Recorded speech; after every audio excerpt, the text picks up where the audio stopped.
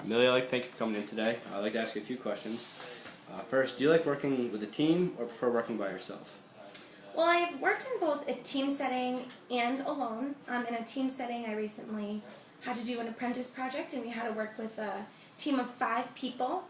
We had to bounce ideas off of each other to find out what would be the best ice cream flavor for potential consumers.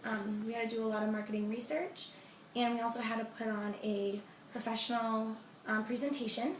And also, in a alone setting, I've had to kind of set my own deadlines and self-motivate all throughout college, making sure that different projects were done for different deadlines. Okay. You had mentioned, kind of self-motivating yourself. What are some things that motivate you? One thing that motivates me is myself. I think that if you can't motivate yourself, then I don't think that there's anyone else that could motivate you. And then another thing that motivates me is being in a competitive environment, because being in a competitive environment, everyone's always pushing each other to do better and pushing each other to kind of get the most results. We talked about kind of working in a team a little bit. Describe a situation in which you were a leader of a team.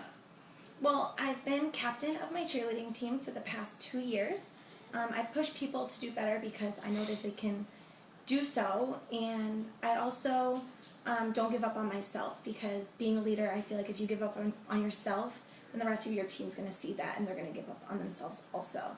An example of pushing and not giving up on my team is a girl on my team. She gets mental blocks when it comes to tumbling, and I kind of push her and help motivate her to I kind of do the things for her that she kind of gets out of that mental block. I stand by her, make her feel as though she can do her tumbling, and the rest of my team sees that and they really appreciate it. Okay. Working in a team, being a leader, do you say you have any weaknesses? And if you do, how do you plan to improve upon them? One of my weaknesses, I think, is that I am too nice. I don't know how to say no to someone in a position higher than me. I take on too much responsibility when when I have something to do and more people give me other things to do.